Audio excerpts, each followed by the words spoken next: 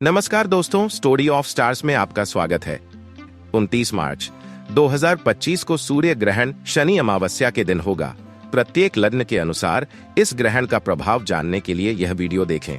इसे अपने लग्न और चंद्र राशि दोनों से देखें।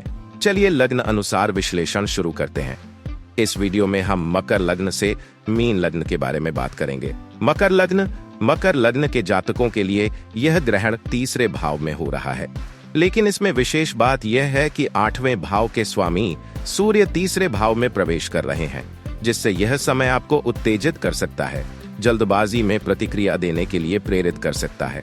जीवन पर प्रभाव: यह स्थिति आपको कुछ कार्यों को अपने अनुसार करने के लिए मजबूर कर सकती है, और अगर चीजें आपकी योजना के अनुसार नहीं होती हैं, तो तनाव और घबराहट पैदा हो सकती है।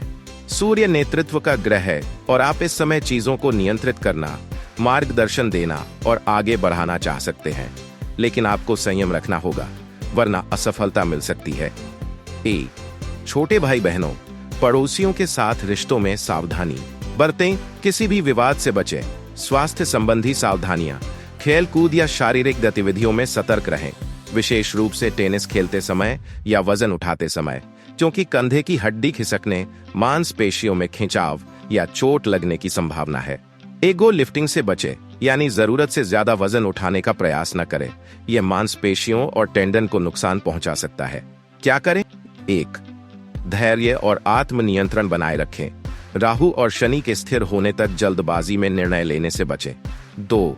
अनुलोम विलोम प्राणायाम करें, यह आपकी ऊर्जा को संतुलित करेगा और मानसिक स्थिरता बनाए रखेगा। 3. सूर्य यंत्र की साधना करें, यदि यह ग्रहण आपको अधिक प्रभावित कर रहा है तो सूर्य गायत्री मंत्र का जाप करें और सूर्य यंत्र की पूजा करें। 4. अति रचनात्मकता से बचें, अगर आपको लग रहा है कि आप किसी कार्य में जरूरत से ज्यादा प्रयास कर रहे हैं और यह कृत्रिम लग रहा है, तो इसे करने से बचें। निष्कर्ष: यह समय नेतृत्व दिखाने का नहीं, बल्कि धैर्य और आत्मसंयम का है।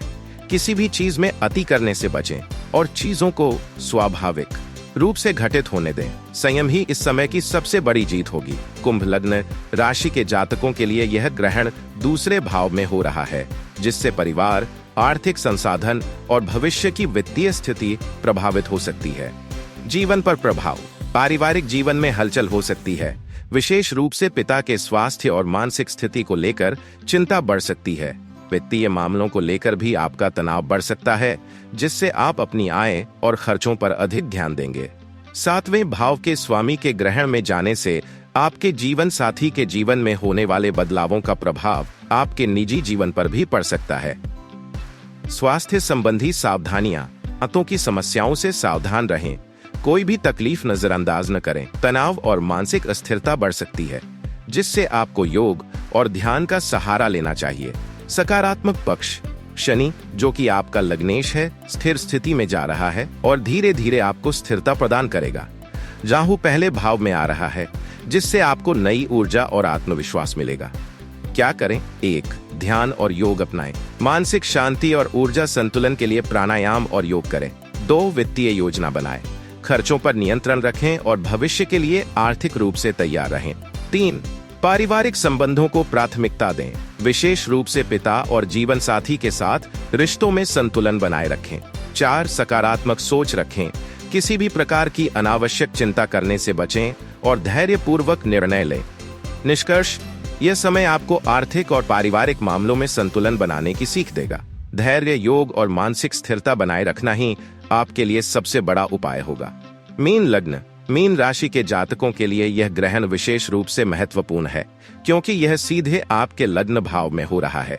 जीवन पर प्रभाव: यहाँ आपके 6ठे भाव का स्वामी सूर्य आपके प्रथम भाव में प्रवेश करेगा, जिससे आपके शारीरिक, मानसिक और भावनात्मक स्तर पर गहरा प्रभाव पड़ेगा। यह समय आत्म परिवर्तन और आत्म सुधार का संकेत दे रहा है। पुरानी यादें और असफलताएं फिर से मन में उभर सकती हैं, जिससे आपको नकारात्मक विचार आ सकते हैं। शत्रु या विरोधी आपको उकसा सकते हैं, जिससे आपका आत्मविश्वास प्रभावित हो सकता है। क्या करें? 1. आत्मसंवाद करें, खुद से बात करें, खुद को सकारात्मक रूप से प्रेरित करें और अपनी क्षमताओं पर विश्वास बनाए रखें। 2. ध्यान और प्राणायाम करें, ओत्राटक ध्यान त्राटक मेडिटेशन अपनाएं, जिससे एकाग्रता और मानसिक शक्ति बढ़ेगी। ओ नाद ब्रह्म और भ्रामरी प्राणायाम करें, जिससे मानसिक शांति और नकारात्मकता से मुक्ति मिलेगी। ओ योग ध्यान मुद्रा और मंत्र जप से मानसिक मजबूती मिलेगी। 3. गणेश पूजा करें। भगवान गणपति की उपासना आपको आध्यात्मिक ऊर्जा और मानसिक स्थिरता प्रदान करेगी। 4. आत्म सुधार पर ध्यान दें। यह समय आपके व्यक्तित्व में बदलाव और आत्मविकास का है, इसे सकारात्मक दिशा में ले जाएं। 5. विश्वास बनाए रखें। यह आपकी पहचान, आपके विचार और आपके आत्मसम्मान को प्रभावित कर सकता है, इसलिए धैर्य रखें और स्वयं पर विश्वास बनाए रखें। निष्कर्ष, यह समय आत्म परिवर्तन, आत्म मूल्यांकन और मानसिक रूप से मजबूत बनने का है। सकारात्मक सोच, ध्यान और गणपति उपासना आपको इस चरण में आगे बढ़ने में मदद करेगी। आपका आत्मविश्वास ही आपकी सबसे बड़ी शक्ति बनेगी।